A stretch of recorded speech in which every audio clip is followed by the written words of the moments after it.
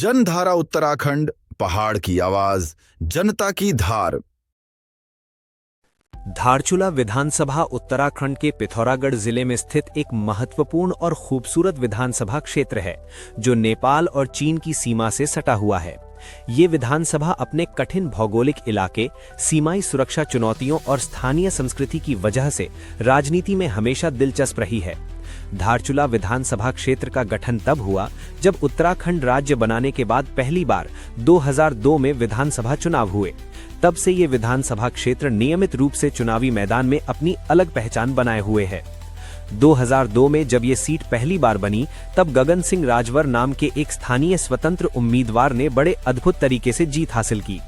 वो राजनीतिक पृष्ठभूमि से नहीं थे, वे जंगल में मजदूरी करते थे और चप्पल पहनकर नामांकन तक आए थे, पर जनता ने उन्हें भारी मतों से जिताया। गगन सिंह ने स्थानीय लोगों के भरोसे को सही साबित किया और दशकों पुरानी राजनीति की परंपरा को चुनौती दी। उनकी जीत ने ये दिखाया कि सीमाई इलाकों में लोगों के मुद्दे जनता से सीधे जुड़ते हैं। 2007 के चुनाव में भी गगन सिंह ने दूसरी बार जीत दर्ज की और खुद को स्थानीय राजनीति का मजबूत चेहरा साबित किया। इस बार भी वे स्वतंत्र उम्मीदवार के रूप में जीते, यानी किसी बड़ी पार्टी के बिना ही जनता का भारी समर्थन उन्हें मिला।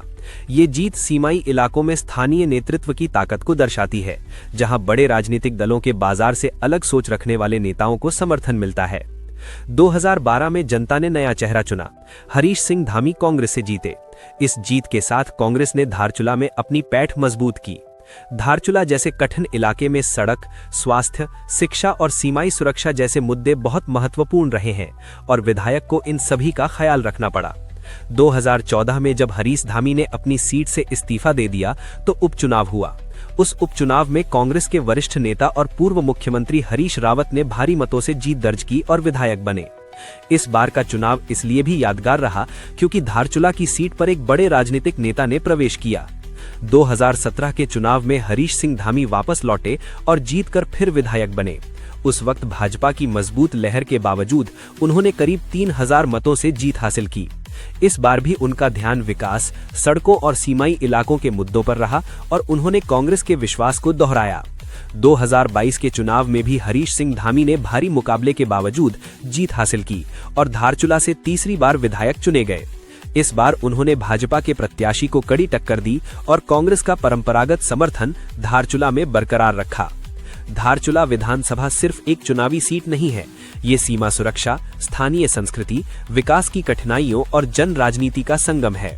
राजनीतिक दलों के लिए यहाँ जीत बेहद मायने रखती है, क्योंकि ये इलाका सीमाई सुरक्षा और विकास की चुनौतियों से जुड़ा हुआ है। सीमाओं पर बसे इन गांवों का संदेश साफ है, अगर हम देश की सुरक्षा में पहली कतार में हैं, तो विकास में आखिरी क्यों? हमारा उद्देश्य है बिगड़ी हुई सामाजिक परिस्थितियों को पटरी पर लाना और हर पहाड़ी की बात को जन जन तक पहुंचाना। ये सिर्फ एक न्यूज चैनल नहीं, बल्कि आपकी आवाज है, आपकी हिम्मत हमारा हौसला है। तो हमारे इस जन जागरण अभियान से जुड़िए, लाइक करें, सब्सक्राइब करें, कमेंट करें और अगर पसंद आए तो शेयर जरूर करें, क्योंकि जनधारा उत्तराखंड, जनता की बात।